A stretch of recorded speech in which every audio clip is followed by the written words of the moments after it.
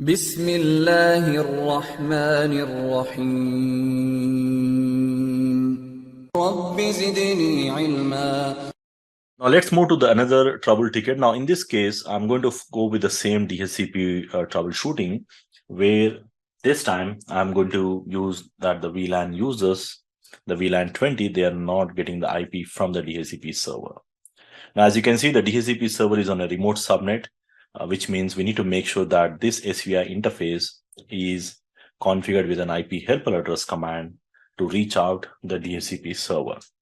So most of the time, again, here we need to start with the misconfigurations and make sure that we do not have any kind of misconfigurations on the DHCP server. So to start with them, we'll go to the router and we'll quickly confirm if there is any misconfigurations with the DHCP. So we use a command called show run section DHCP, and as per this, we will be ensuring that the exclude address is the gateway. That's okay. And this is the subnet what we are going to use for this. And as per my network, as you can see, if I say I'm using a subnet of 192.168.2.subnet, but you can see there is a typing error. It is not 2.subnet. And that's the reason if you go back to the clients, and on the client side, if I say IP address, you can see they're not getting the IP. If I select the DHCP, so they are not getting the IP from the DHCP server because there are some configuration issues. And now again, here we will be assuming that the VLANs and everything are correct. So we're not getting into the layer 1 connectivity or the layer 2 connectivity. And we are going to assume these interfaces are up and running, as well as this interface is also running in the VLAN 10. And these two interfaces are in the VLAN 20. And if you have one more switch in between, then also you need to check the trunking, allowed VLAN. So all the options of trunking or STP, you have to verify. So again, those things you will see in the layer 2 section, where we'll be doing some layer 2 troubleshooting. So you need to add those things also if you are trying to troubleshoot with VLANs and the trunking, because in order to reach out from the client to the DHCP server, there is a possibility that you need to cross the VLANs, you need to cross the trunk links, or even there might be some STP issues as well. You need to check those things. So in our case, most likely, as you can see, there is a misconfiguration on the router. That's what we have figured out. So I'm going to quickly fix that one. And while you're doing that, I'm going to copy paste this configuration. And we'll try to remove that. And we'll say 192.168.2.subnet. And we'll configure these things. Okay. Now, once I do this configuration, so immediately I'm going to the client side and I'm going to quickly do the verification part.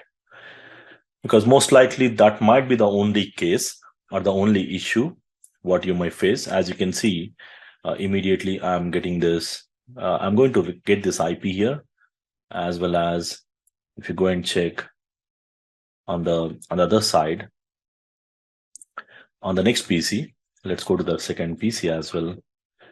We'll go ahead and verify the IP configurations. Let's verify the IP. Now, in my case, as you can see, 192.168.2.2, these are the IPs which are being assigned. So if we say show IP DHCP bindings, you can see the 2.1 and 2.2 are the IPs which have been assigned.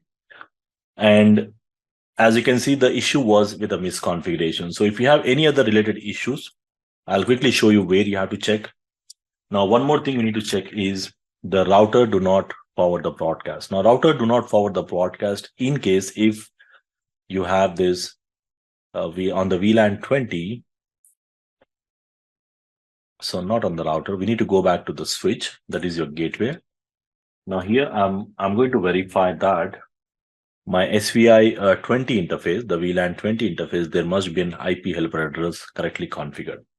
So if you have misconfigured the DHCP server address, or if you have misconfigured this on a wrong interface, or if this command is itself missing, then in that case, the relay agent is not going to work. Now, other things like you need to check the pool of the IP address. Again, you can verify that by using show IP DHCP bindings. Duplicate addresses, show IP DHCP conflict command will be useful for you. And in case if one of these SVI interfaces are not having an IP here, As you can see, I have just configured one issue, and that's something we verified. If these interfaces are not working, if any one of this SVI interface or the gateway, if it is not working, in that case, also it's not going to work. Now the trouble ticket second one, we just got only one issue. Again, that too with the misconfiguration here. And we fixed that one by doing the configuration. Now, likewise, these are the possible issues. We need to check if the clients are not getting the IP.